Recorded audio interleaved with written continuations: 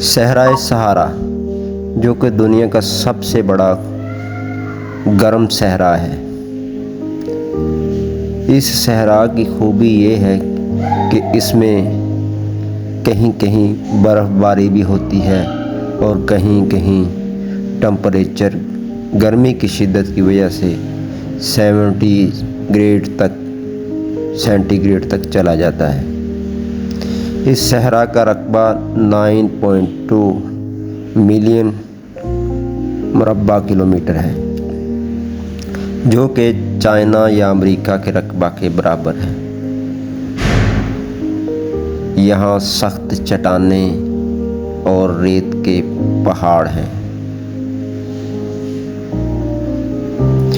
یہ صحرا 11 ممالک جو کہ شمالی افریقہ کے ممالکین پر مشتمل ہے، جس میں Sudan, Chad, Algeria, Tanzania, Morocco اس طرح کے ممالک پر مشتمل ہے۔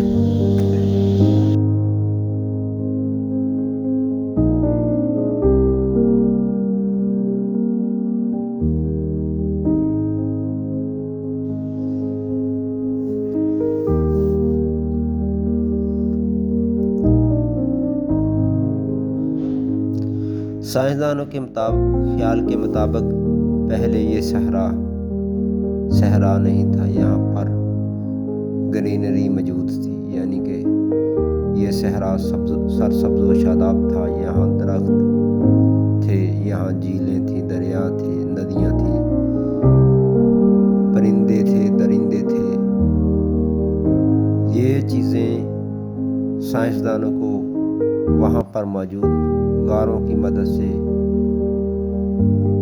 معلوم ہوئی، کیونکہ غاروں میں بنے ہوئے نقش و نگار سے یہ بات معلوم کی گئی ہے کہ یہاں پر پہلے انسانوں کا وجود تھا اور وہاں پر موجود مختلف جانوروں کے ڈھانچے بھی ملے ہیں۔ سائنسدانوں کے خیال کے مطابق تقریباً 8000 سال پہلے اس صحرا کو صحرا نہیں بلکہ یہاں پر کھیتی باڑیاں تھیں، درخت اور ندی نالے اور دریا تھے۔ لیکن آہستہ آہستہ یہ ہوا کہ موسمیاتی تبدیلی رونما ہوئی، یعنی کہ زمین جو ہے وہ سورج کے گرد اپنے مدار میں چکر لگاتی ہے، جس کی وجہ سے اس کا زاویہ جو ہے وہ اپنے مدار کا آہستہ آہستہ تبدیل ہوا اور یہاں پر موسمیاتی تبدیلی رونما ہوئی۔ بارشیں کم ہونا شروع ہو گئیں۔ بارشیں کم ہوئیں تو جو اس کی وجہ سے لوگ یہاں سے نقل مکانی کرنا شروع ہو گئے۔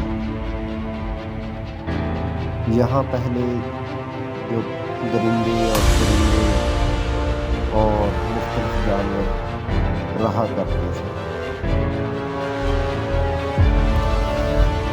جب بارشیں کم ہوئیں تو لوگ یہاں سے نقل مکانی کر گئے اور درخت کم ہونا شروع ہو گئے، جو گھاس تھی وہ کم ہو گئی اور زمین ہریالی سے اس کی وجہ سے سورج کی تپش کو زیادہ جلد کرنا شروع کر دیا اور سرسبز و شاداب جو علاقہ تھا وہ صحرا کی صورت اختیار کر لیا۔ آج یہ سائنسدانوں کے خیال کے مطابق اگر اس صحرا کو دوبارہ سرسبز و شاداب صحرا میں تبدیل کرنے کی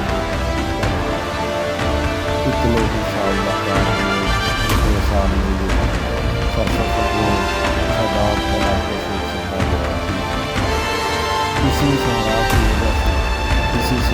وجہ سے سمندر میں طوفان آتے ہیں اور ہوائیں اٹھتی ہیں جو امریکہ تک پہنچتی ہیں اور بارش کا باعث بنتی ہیں۔ فاسفورس جو جہاں سے اٹھتی ہے وہ امریکہ کے جنگلات تک، اور فاسفورس جو جہاں سے اٹھتی ہے وہ امریکہ کے گھنے جنگلوں جو پودوں اور درختوں اور نباتات کی نشو